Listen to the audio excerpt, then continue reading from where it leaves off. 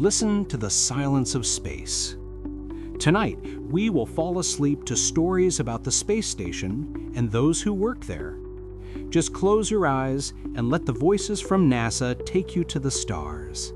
Houston, we have a podcast. Welcome to the official podcast of the NASA Johnson Space Center, episode 28, 3 weeks in a capsule.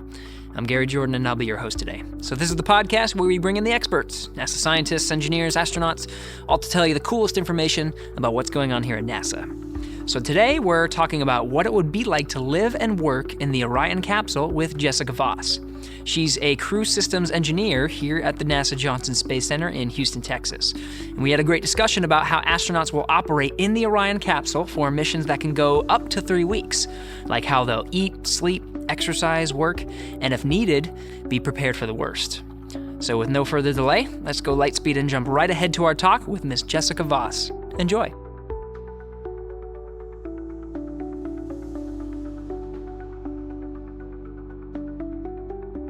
T-minus 5 seconds and counting. Mark. Our launch commit lights are correct. There she goes. Houston, we have a podcast.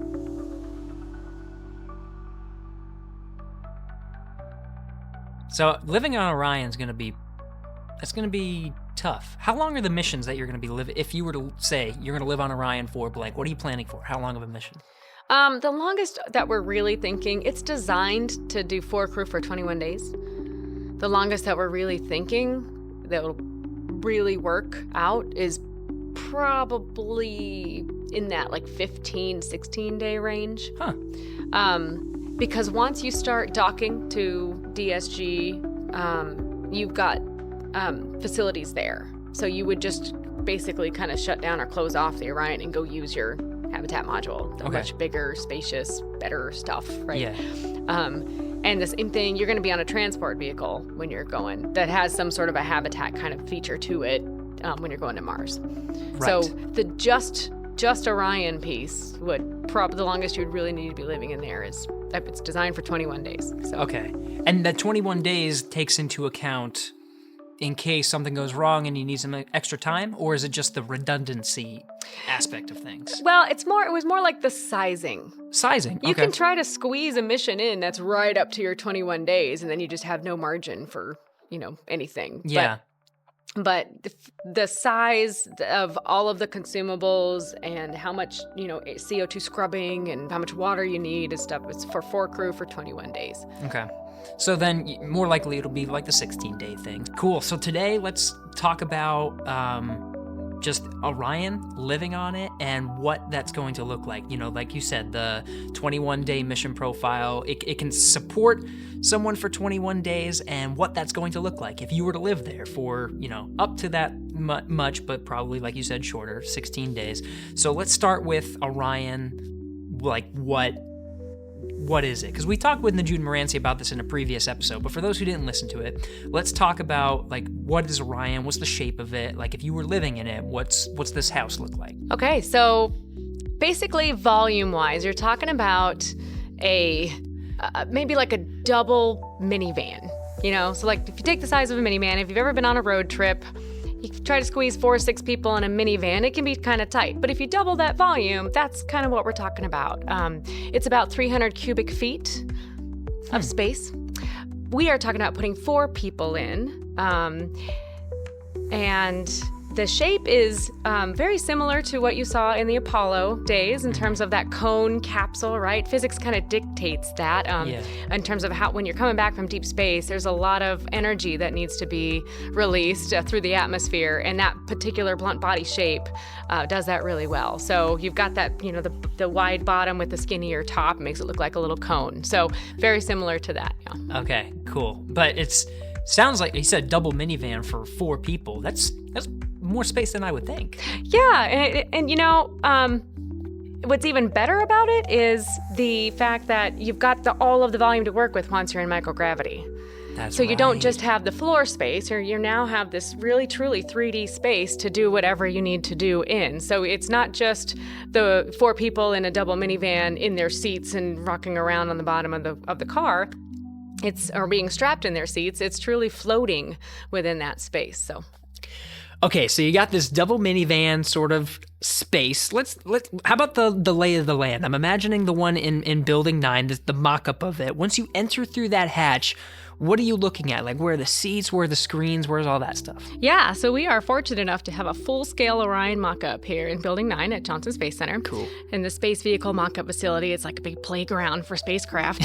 When we enter our mock-up, you enter through the side hatch, and as you enter, you first step on a step, and when you get in, you'll see there's a little bit of a space between your foot and the seat pan, the leg pan of the seats for the crew.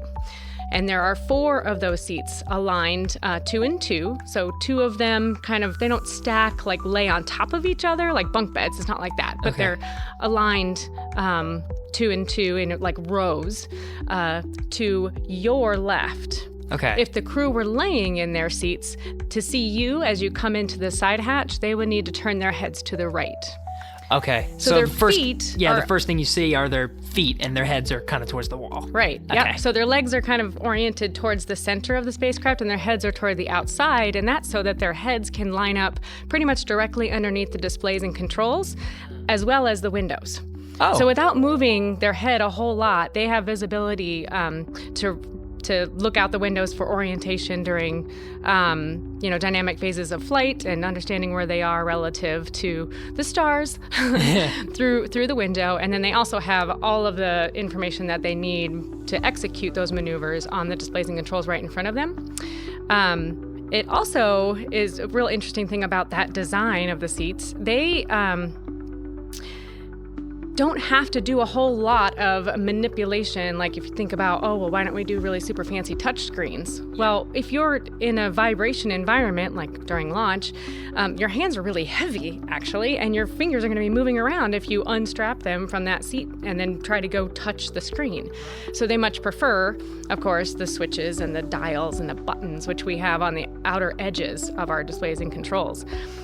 We recently did some testing. I think it was last year, about this time last year, where we did a legibility under vibration test with the crew. And so you had the whole system of the seat, the suit, and the human all vibrating under what we have determined to be our launch loading condition, the vibration condition.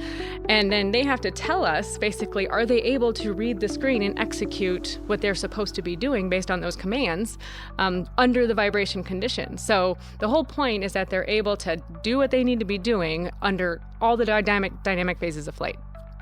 So the design is for that purpose. All right. Yeah, I'm imagining like I don't know if you've ever been like in the car or something. You see the clock like going up and down, like the digital clock, and it's really hard to read. And you're like, what time is it? And if you do need to reach and push the button next to the clock, like, can you? Are you going to push the right one? That's true, because under launch you got all this weight on you. So then after that you got the screens. So then they have these buttons around the screens, right, that you can press. Yep. So that's and that's part of the design, right? 3 screens. Yes, that is part of the design. You've got 2 people monitoring those 3 screens. So you've cool. got a little bit of that kind of ability for both people to operate both screens. Now, or I would say 2 screens at a time. So that middle screen, you're going to get people being reach and access wise. Those 2 crew members, co-pilot and pilot, are going to be able to both see and touch at least those 2 screens in front of them. And then you've kind of got the outer screens being monitored by 1 person at a time. Okay. The switches are very important. That's what gives them that tactile feedback of knowing that they've actually done something while they have their gloves on.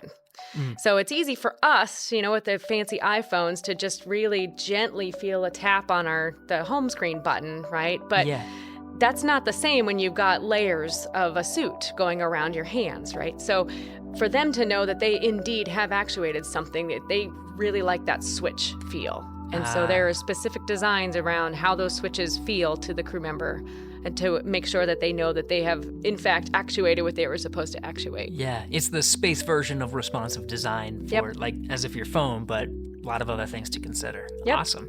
So that's like that's the pilot area, and that's where you would I guess, quote unquote, fly Orion, right? So is this the rest of the area that you're looking at? Like you said, when you go through the hatch, this whole area, is that the living area, or is there more?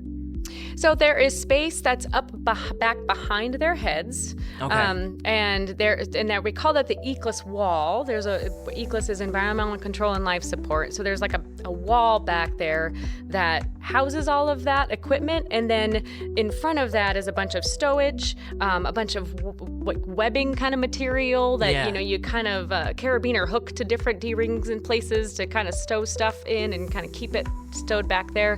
Underneath the pallet, underneath the floor is more stowage. That is also where some of the avionics bays are, I believe, and then is some of the other systems for the vehicle that humans require, such as the waste management system. Very important. Very important. So yeah, somehow it all squeezes in there.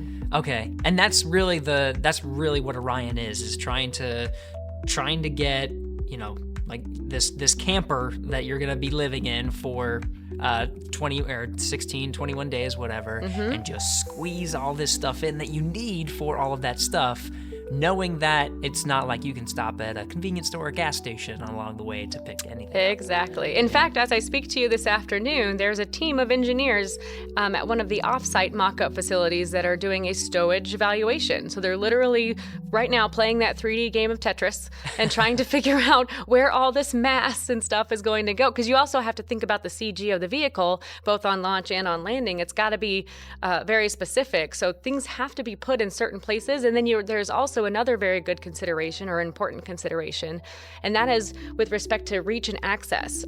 With the crew coming home and going through this dynamic phase of flight, there are certain things that you're going to want them to be able to get to pretty much right away. So there's some stowage that is literally right on their seats. There's stowage of things that's right next to them, or such that one particular crew member can get there in a very quick amount of time. So it's not like you can just put stuff wherever you want to. There's also consideration, right, for not storing things like food next to things like the WMS.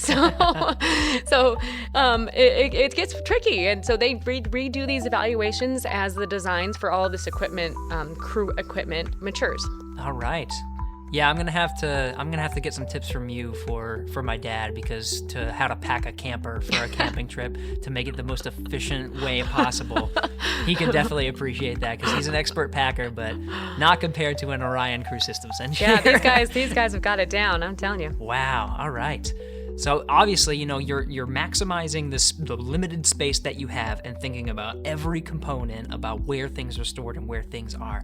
So, the living portion of things, right? What's the lay of the land for, now you can get out of your seat and it's time to go do stuff. Where's everything else, like food? So, there is a series of lockers, both on that kind of ECLS wall that I was telling you about, and a few more underneath the pallet on the floor. And I think portions of the food are stored in both of those places, if I understand correctly. It could be that all of them maybe went in one of the lockers underneath the seats, now that I'm thinking about it. But they are each stored. The way that the food is going to be stored is very similar to what we see currently on the space station, which is that they're flown up in very specific size compartments. I think they call them CTBs, and they'll be organized either by crew member or by type of food that it is, and each of those gets put into a certain locker and given a certain spot to be.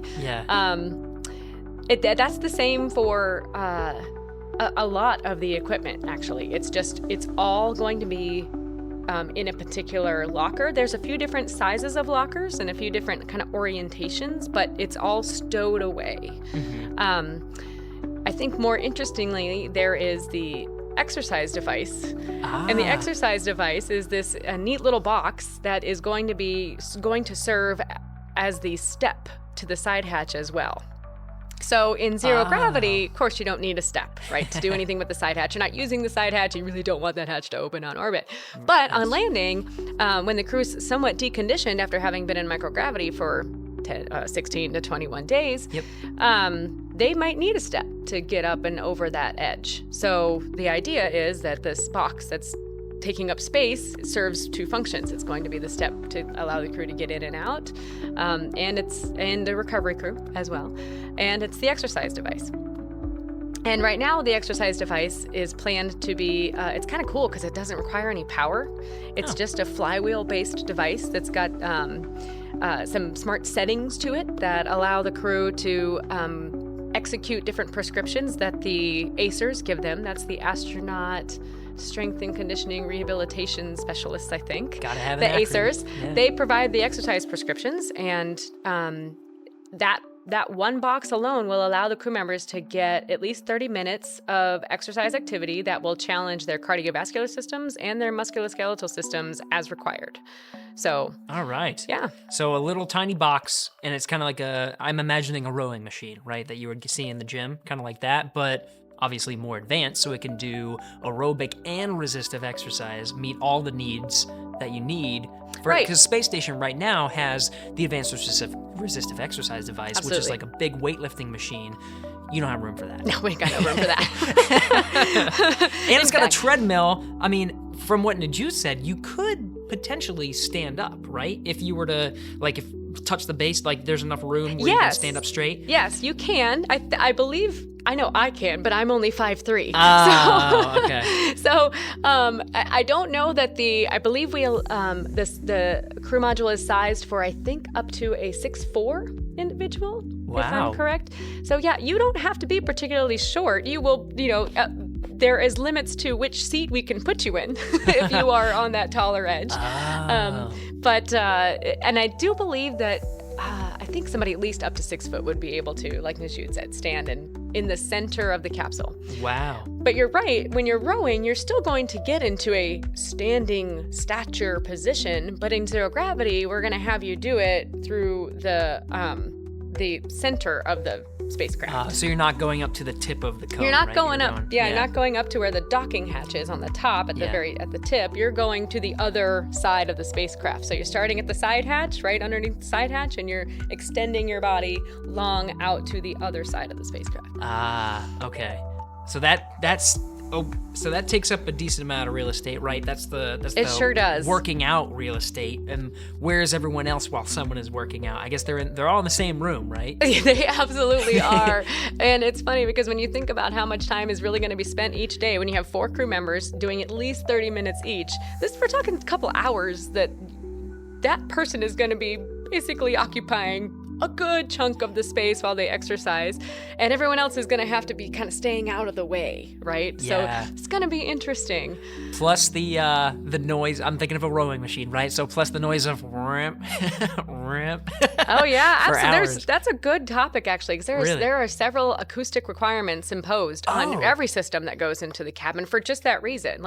It's very hard to concentrate and focus and get real work done, right? If you are constantly having to deal with a buzz, how annoying that can be. Yes. So there are a lot of acoustic requirements placed on all of the different systems that have to be continuously operating. And Really? yeah, the exercise device is one of them, absolutely. So there's an acoustic. It can't exceed this noise level or something. Certain, yep. Interesting. Yep. So have you simulated something like an environment where people are living in Orion for a couple days already, or is that still to come?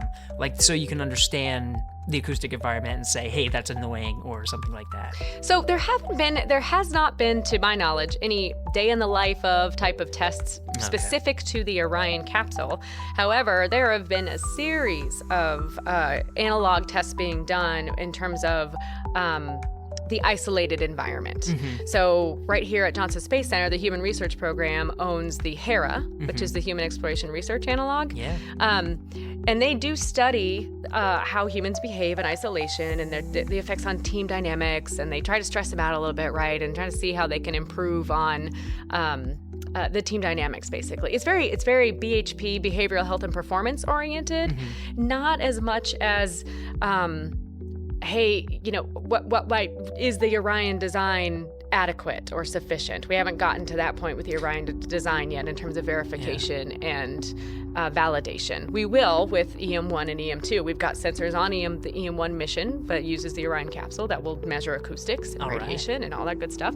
But in terms of the people aspect, we've studied it here through the Human Research Program in Hera, and unfortunately the volume of that is just way beyond what it's huge in there. Yeah. So they have way more volume and space to live and work in. Yeah. The acoustics, though, I would say is probably one of the things that they do tweak to try to see if it stresses the crew out. But I couldn't speak to the results of that. But I'm sure that it's one of the things that they try to tweak as a variable to see what kind of impacts in terms of stress it has on the crew. Definitely. We actually just had Lisa Spence and Paul Haugen here earlier today to talk about Hera, and by the time this comes out, I believe there's the Hera episode already, Space Habitats. So awesome. there should already be a little bit more about that. And I was picking her brain, but obviously they're still researching. They still have to collect the data, so they haven't consolidated everything into a published paper quite yet, and more to come. But absolutely, totally transferable to an Orion environment, the human element to that, right? So,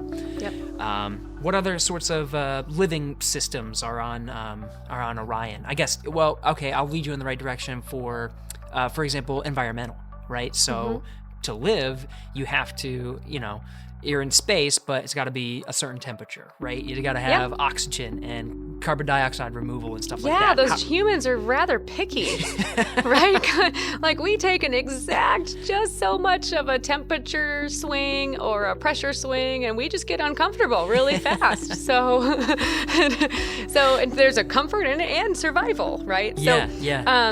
Orion will be pressurized to 14.7 pounds per square inch, or PSI, which is exactly what you would see here in Houston, Texas, because we live pretty much at sea level. So that's fantastic. Don't really have to deal with any sort of feelings or impacts to performance due to changes in pressure. Cool. The air is also the exact same concentration of oxygen and nitrogen and all the rest of the trace contaminants. We should be cleaner, honestly. So we're looking at 21% oxygen and the rest nitrogen for the most part. So. All right. So it's okay. So it's emulating all of that, and all of this is in a tiny. Is the environmental systems, did they have to be designed to be more compact, or was it kind of a cut and paste sort of technology?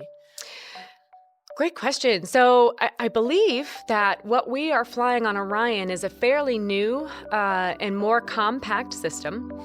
It is a amine swing bed. It's a solid amine swing bed technology, of which we have 3 units, and it's designed to be, as most systems are on the spacecraft, anything that's needed for nominal missions and nominal mission duration for crew for 21 days. We try to design redundancy into, so that if once something happens and you're just not quite sure what it was, okay, we know what, we're going to switch to this other thing instead, or we're just going to use the second one that we did, built into the system. So that's how the ECLA system is. We have 3 units, and each unit has 2 beds that swing.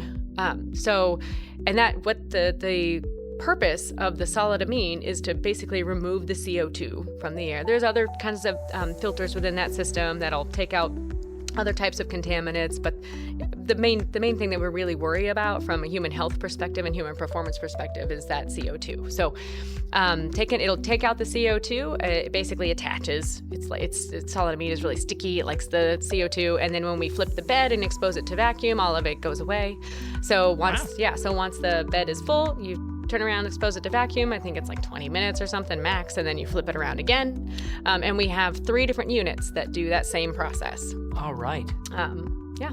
All right. So pretty efficient then, I would guess, right? Because you're right. You built in the redundancy. Yep. And talking with Najood before, that redundancy is built like, all right, we can have this amount, but if we do, more redundant systems, then that's more weight. So what's the right amount? And then boom, you locked in on the 3, you said, right? Yep. Yeah, very cool. Yep. And there's every single system has to have that trade of how much fault tolerance you're going to build into it. Some systems, we just say, you know what, we're going to have to, we can't afford it. We're going to have to fly in terms of mass.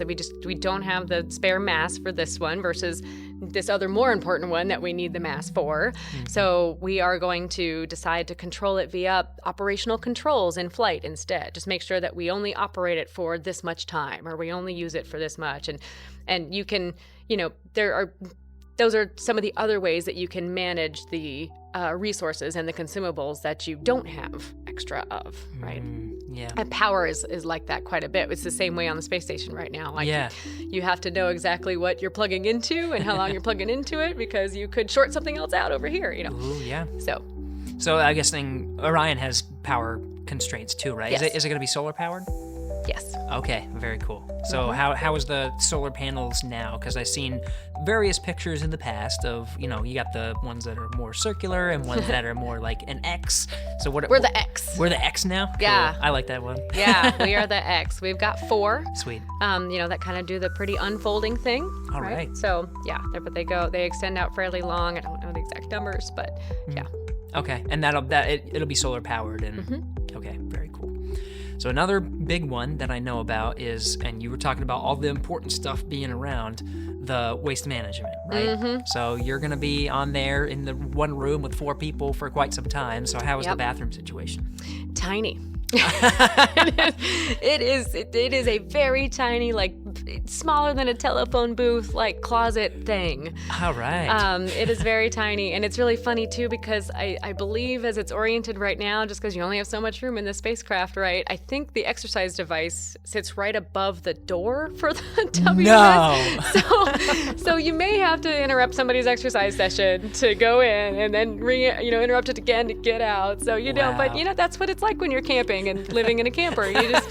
It's how things go. So it's true. But yeah, the design of the actual system itself, of the potty itself, is similar in concept to what we use on station today. Okay. It's basically purposely driven airflow that's being intentionally directed in a certain way, to help stuff get out and not get all over the place. Also very important. Yes. And then it gets contained into a canister that's got some odor control features to it.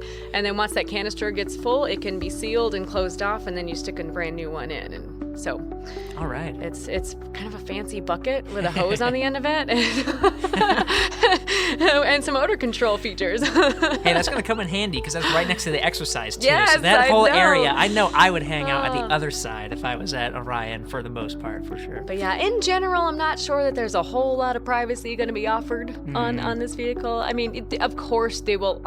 There's always the option of hanging up your sleeping bag. I think you had a question about that, and it's really more of just a blanket with neat Velcro straps on it that allow you to adjust the squeezability, right? How tight it is on your body, and then some D-rings to adhere it to some piece of the structure so that you don't go floating off into each other while you're sleeping.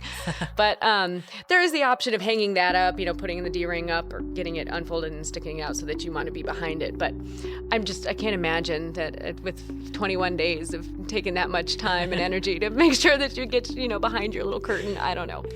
Well, I would assume with a crew of 4 astronauts that are going on these missions, I would assume that they are going to be a very tight-knit group of people. Yeah. And just talking with space station astronauts and even Hera, just talking with them too, whenever you're with people in these environments, you learn to, teamwork is very important, camaraderie is very important, and all of that sort of translates into, if you're going to the bathroom, respect each other. Yes, absolutely. Yeah. So just out of curiosity, actually, I'm thinking about the movie Apollo 13. So when they were on that trip, they didn't have the water recycling system that we have on the International Space Station. They literally ejected it out into space, and it sort of had this like cool crystal effect as it was kind of floating away. Is that what's going to happen on Orion? It absolutely is. Oh, that is so cool. Yeah, I'm not sure they're going to be able to see it the same way, just based on where our windows are and where that ejection port is, but or evacuation port, I guess. But yeah, that's how we're going to do it. Okay. I hope they get some good views. This kind of sounds weird to say, but it is kind of cool to see the crystallization of the peak. Yeah, so I've heard. One thing I was thinking about actually is we just moved right from flying the thing and like where everyone's going to be sitting to just kind of living. But I know there's going to be a launch and entry suit that you have to wear at first, right? So these bulky like orange suits, right? That's kind of like it's an upgraded, new, fancy pumpkin suit, right? Right. Kind of. So once you're wearing that, and now you're in orbit, and now you're transitioning to living on Orion, where does that pumpkin suit go? So it has another locker. A locker. Yeah, okay, cool. Just another locker. But that suit becomes really important in on orbit. In the event that some emergency happens, like a depressed cabin. So if something happens that causes your cabin to depress for any reason, all of the systems in there, including the food system and everything, are meant to be to provide for 144 hours of depressurized cabin survival. Oh, okay. So 144 hours, basically 6 days. Yeah. So that's kind of like, worst case, you're on the far other side of the moon and something happens, your cabin depresses, and you have 6 days till you can get home. From the far side of the moon, though, how long until you get home? 6 days. Oh, okay. So it's literally planned for exactly that, in worst case scenario. It's meant to cover that worst case scenario, absolutely. Got it. Okay. So in that event, you're getting in your suit and you're living in your suit.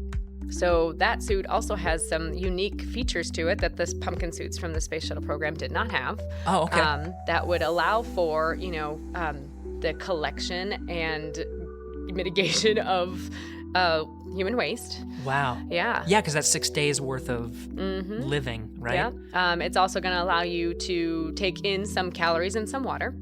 Okay. So there's special food bags and food consistent. What am I trying to say? Like material. Like it's going to be. You wouldn't normally eat it, but if you had to, it's going to be like this. I don't want to say sludge, but it's kind of like it's like a powdery mixture that you would. It's not like the running gel, right? Is it kind of? It would be kind of like that. Okay. Yeah, that would allow you to take in a lot of calories. Yeah, that's what those are for, in right? a pouch, right? Yeah. But it's specific to interfacing with the spacesuit and being operated with gloved hands and with a vacuum on the outside environment, right? So it's a pretty tricky thing to. Is it like a straw that goes through the helmet or something, and then you squeeze it through? Basically, that's what you would see. Yes. Oh, okay. Yeah. Oh, yeah. That's how I'm imagining it. I'm sure it's more complicated. Right. So there's a whole team of engineers that is working on putting that system together to make sure that the crew won't be starving for that 144 hours. That they will, but you can't pop the visor. You can't. The whole interior of the spacecraft at that point is a vacuum. Right. So you have to survive in the suit, and that suit has to support you for 6 days. Yep. Whoa. Yeah. That's cool. I actually think is it Cody Kelly? Yes. Is that the guy? Okay, yeah. I got his name about crew survival and stuff. I'm totally gonna have to bring him on the podcast. Oh, yeah. Absolutely. That would be he's a fun person and he does all the fun stuff. So awesome. That would be cool. Yeah, so the suits themselves are designed, but then, they go into a tiny little locker and then, hands off for that. In fact, the seats do as well. The seats go in lockers. Yeah, the whole cabin configuration just kind of changes from, okay, we're in flight mode to now we're in just coast mode, right? Whoa. And just live and do science experiments. Do the screens stay? Yes. The screens stay, chairs go, suits go, and it opens up this whole thing. Yep. Oh, that's so cool. You know what I did skip over, because you did briefly mention it, and then I just sort of skipped over it, but beds, like sleeping. It sounds like it's just going to be a sleeping bag strapped to a wall. Right, yeah, I was going to say, not so much with the beds. There's no mattress, but there's also no gravity, so it's kind of cool. And it's very similar to on Space Station. Right. They find themselves rather comfortable once, they adjust. That whole, the way you feel when you first enter microgravity and the first couple of days can be a little strange on the body, but you do get used to it fairly quickly. It only takes a couple of days, but once you're there, it's really comfortable. And what they do is they have a blanket that it's just thin though. It's not like a big poofy sleeping bag or anything like that. It's just thin because the temperature inside the cabin is that very comfortable kind of 72 to 75 degrees, and it's got various straps in places so that where you want to feel that snuggy feeling, right, you can do it tight. But for the most part, they actually like to just kind of leave it a little bit loose. And you'll see them, they kind of sleep like zombies. Like they have their arms out in front of them and they're just kind of hanging and they're floating.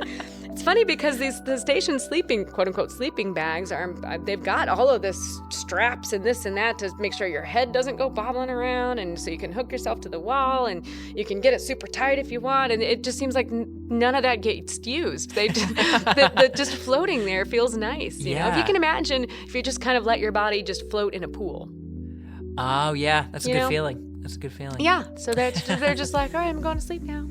And they just lean back and let their arms float, and But they do, I think, at least give themselves a little bit of a restraint so that they know they're not going to end up in somebody else's space overnight or into a different module entirely. So. That's true. You don't want to play like space bumper cars in the middle of the night, just kind of slamming into each other. That'd be weird. Yeah, just from talking to a couple astronauts, they've said. Sleeping, once you get used to it, sleeping in space is probably the best sleep you'll ever get. Because if you think about it, right, even in a bed here on Earth, you still have gravity pushing you against that bed.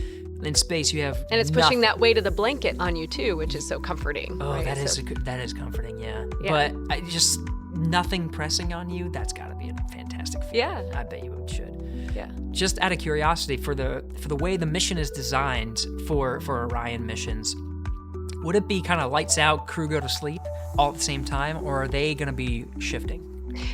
As far as I understand it, there's not going to be much shifting. They're going to be on a very similar, in terms of a day-night schedule and sleep schedule, it'll be fairly similar. What they will shift is their exercise sessions and their kind of personal time sessions, but from a day-night cycle, it'd be the same. Okay. Do you have the ability to sort of switch to like night mode and maybe turn the lights off or change them to like a warmer color? Well, so that's interesting you asked that, because lighting is a big deal in terms of, the habitability of an environment, Definitely. Right? You can have some really harsh lighting and just like headaches all the time and just be really like, and it's due to the lighting. So I believe that the systems, there are requirements now for how we design habitable environments and what kind of lighting is required. Mm-hmm. And I know that they've implemented some interesting new blue light stuff up on Space Station. Yeah. So I believe that is one of the going to be one of the capabilities with the lighting system in Orion, is to have different basically modes of light. I don't know how fancy they're going to get, because it's not like we've got the Lexus of spacecrafts here, But that is something that is, in terms of helping them stick to a cycle, a day-night cycle with the whole circadian rhythms and all of that stuff. All of that science has been done. We know it works. And so I believe that part of, at least some of that is going to be implemented in the lighting system in Orion. Yeah. Because I know they are doing it's called the lighting effect study on station, and it's exactly that. LED lights, change them to a little warmer things in your crew quarters or something, so at night you don't have this big fluorescent light in your Absolutely. in your face. Yeah, they use them in Hera too. Oh yeah, they do. Mm-hmm. That's right. The whole bottom floor of the lab has a completely different set of lights than the habitation floors, both with the galley and the exercise equipment and stuff, and then the sleeping tents, on the very top floor of Hera. So yeah, just actually learning some of this stuff from Hera, from this lighting effect study. I actually put like a blue light filter on my phone and on my computer, so at night I can browse a little bit without having to worry about it actually affecting my sleep. Yep. Which after learning about it, I realized, oh my gosh, that's why I'm not sleeping. It's because I'm screens before bed. You can't do it. So in terms of, speaking of screens, they will have laptops. Cool. Anywhere between 2 and 4. There might be a couple laptops and a couple of iPads, and all of that is still to be determined. But it is currently accounted for in terms of the mass allotment for that kind of a system. All right. And there's some dependencies there and some reasons why we would use that stuff. One is to get rid of a bunch of paper, right? You can do all of your procedures and stuff from your tablet. They do that on station all the time now. And another, especially from the crew health perspective, is that's how they would be able to do any sort of video conferencing, right, with home. So I say that at the same time, the way that the EM2 vehicle is currently equipped, it's only got the S-band communication technology. So only radio, no visual. Pretty much. Okay. You can squeeze a little bit in there, but pictures, but probably not real-time Skype-like video. Right? Yeah. So, but there is some potential to expand Orion's capability with optical communication. Okay. And once they would do that, then for sure they'd be using these laptops to do more, videoing with their families at home. But they absolutely will have time each day, or at least every other day or something along those lines, to be communicating with their families. Nice. Yeah. All right. So that's part of their day, right? Actually, that's a good conversation to have. Is we know that they are, they're going to be working out, that we know that they're going to be sleeping. What's a day on Orion like on this mission? I guess, talking with family, but, is that built into the mission profile? So we are flying people that are very good pilots for a reason. Good pilots and good scientists, right? Okay, well, I guess it's pilots, scientists, and engineers. All right. And the reason for that is because you need people. This EM2 mission is a mission that has not been done before. It's similar things have been done in Apollo, but that spacecraft was different, and the designs and how we got the mission done was a little bit different. So this EM2 mission is really a checkout mission, and there's a lot of dynamic phases of flight, a lot of translunar injection burns and stuff going on. We're co-manifesting a payload on this mission, so there is a lot to, and it's just the first time that all of this stuff is going to be used in the manner that it was meant to be used by humans, right? EM1 will test out a lot of the structure and the systems that are just automated and controlled from the ground, so that's good. But this is when the humans will kind of, be doing the ringing out of all the different things that may or may not have been known about how this design's going to work. So, so they're going to be doing a lot of, checking out, a lot of system checkout, and kind of on purpose, kind of driving certain systems to do certain things. They're going to be piloting and navigating that spacecraft through all the different dynamic phases of flight. They are going to be, there probably will be some science, but I don't expect that to come until like a little bit later missions, once we've really kind of fleshed out what the system can handle and what it can, because they need to be ready just in case something just isn't working the way it was planned to, designed to, for whatever reason. Right. They will spend a little bit of time doing their meal prep and mealtime, and for the most part, that's kind of the only planned relaxation time, right? They do have their personal time of personal hygiene, and which usually is right after the exercise, right? And but as a crew, and being able to just relax, sit back, and I would say drink your coffee, but squeeze your coffee because it's in the same kind of it's like a Capri Sun for coffee. All right. Same kind of thing with a special straw on it that keeps it from leaking out when you're not actually sucking on it. And so from that standpoint, there is meal prep time. The food comes in lots of different kinds of packages that take different kinds of preparation, that whether that's just heating or putting water in and letting it sit out and that kind of thing. Mm-hmm. So they'll prep the food, they'll prepare their coffee, and then they'll sit back and eat, and they'll do that 2-3 times a day. Mm-hmm. So yeah, I think that's pretty much the extent of what they're going to be doing on EM2. And then once we start getting, hopefully we'll understand how these systems behave and how much maintenance they all really require, and be able to move into doing more science, even on the shorter Orion missions, and then extend that into what the Deep Space Gateway would have on with their habitation module and their labs and stuff. All right. I can think of a lot of different podcast episodes just on all of this, right? We could probably do one just on EM2 so people understand what that's all about. We could probably do one just on some concepts for Deep Space Gateway. There's a lot of because I can definitely ask a lot of questions, but we will be here for hours. Yeah, let's not do that. Yeah. It's freezing in here. I'm so sorry. I should have said to bring a jacket. We did talk briefly with Najud about EM1 and just the structure of that mission. Real brief, right? Another thing we need to do is actually cover EM1 through and through. Mm-hmm. But that's going to be no crew. It's going to be going translunar injection way out past the moon, coming back super fast to test the heat shields. And you're right, a lot of it is structural and just understanding about the spacecraft. Yep. Do you think you can give a 2-minute explanation of EM2, or is that really something we should probably save for a podcast? Well, for the 2-minute explanation, we will be launching from Kennedy Space Center on top of the SLS, and there will be a co-manifested payload along with this mission. So not only is it the first manned mission of Orion, but we will also be bringing a cool little payload along with us. The AA2, I was trying to think about the launch abort. So there will be the last system on top of the Orion. So in terms of the rocket stack that you'll see SLS, you'll see Orion, but Orion will be covered by the last shroud, the launch abort system shroud.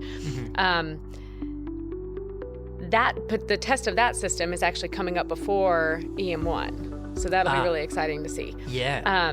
So once after we launch, and we get rid of the last, because we didn't need it, thank goodness, right? Everybody was cool. We will be going around the orbit one time in kind of a low Earth orbit, and then we'll continue on into a high Earth orbit, at which point we'll kind of separate from the first stage and let that go, and the co-manifested payload and Orion will go in different directions, both going to the moon, but in different orbital trajectories. Okay. So there will be 2 different stages of the rocket taking these 2 things in 2 different directions, and they'll do 2 different translunar injections. But at that point in the mission, the Orion and the service module are heading out to the moon, as are the co-manifested payload, or as is the co-manifested payload. When it is on a trajectory that's going to take several days to get into a different orbit. It's going to be a near rectilinear halo orbit that the co-manifested payload will be going into, and we will be going into just a free return trajectory around the moon. Okay.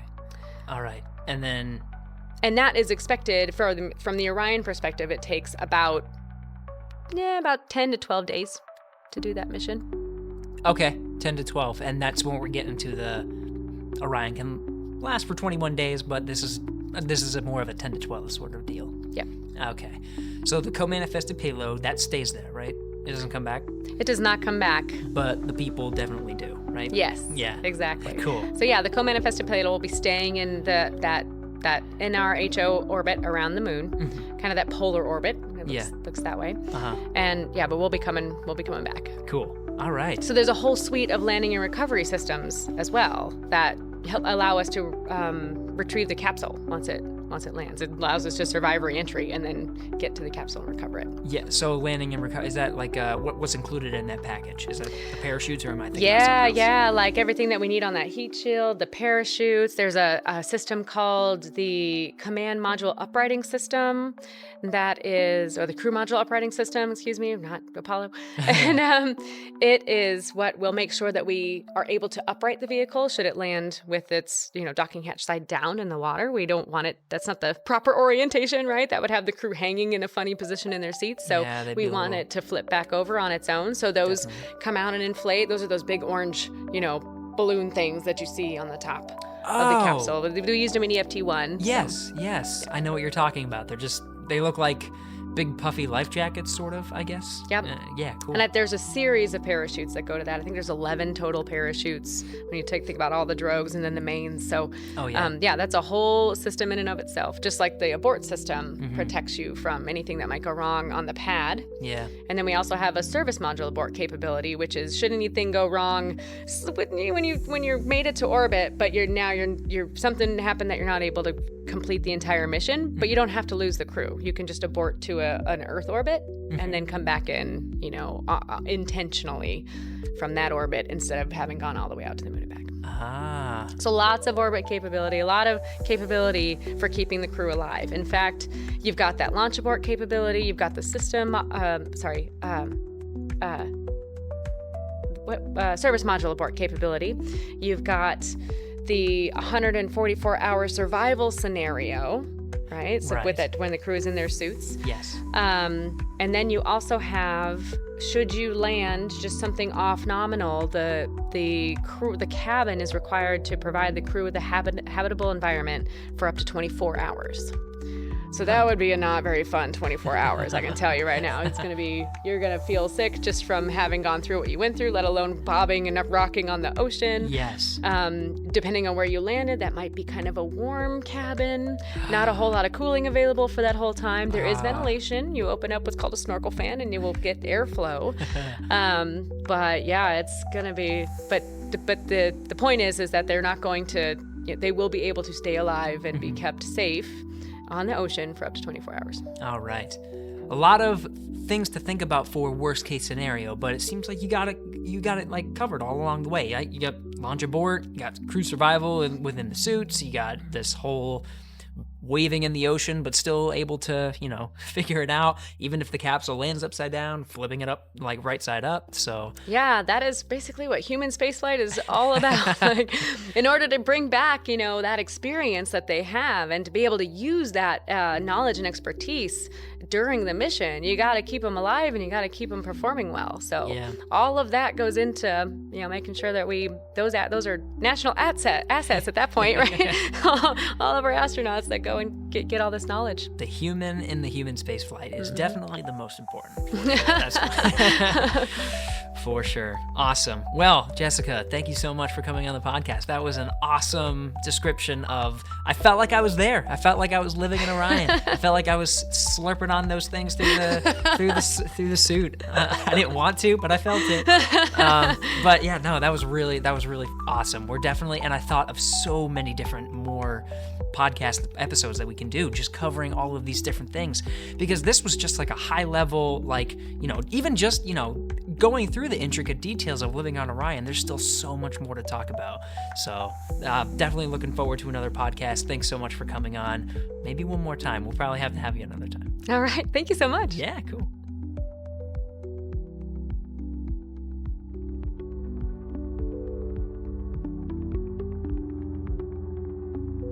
Houston, go ahead. Off of the space shuttle. Roger, 0G, and I feel The fine. shuttle has cleared the tower. Became indeed for all mankind. It's actually a huge honor to break a record like this. Not because they are easy, but because they are hard. Ever Houston, welcome to space. Hey, thanks for sticking around. So today we talked with Jessica Voss about living in Orion and kind of the space of how it's all laid out. And there's a lot more that we could have talked about with Orion, as I mentioned at the end of the podcast. If you want to know more right now and just can't wait for another episode of Houston We Have a Podcast, go to nasa.gov/Orion. I would say there's definitely some cool stuff to come in Houston We Have a Podcast, but if you want to know right now, just go to that website, or on Facebook, Twitter, and Instagram, it's at NASA Orion. That's on Facebook. Twitter is at NASA_Orion. And then on Instagram, at Explore NASA is like Orion and Space Launch System, all of that kind of combined. If you have a question specifically about Orion, just use the hashtag AskNASA on any one of those platforms and ask that question there, or you can submit an idea to the podcast. Just make sure to mention it's for Houston We Have a Podcast. This podcast was recorded on November 16th, 2017. Thanks to Alex Perryman, Rachel Kraft, and Laura Rashawn. And thanks again to Miss Jessica Voss for coming on the show. We'll be back next week.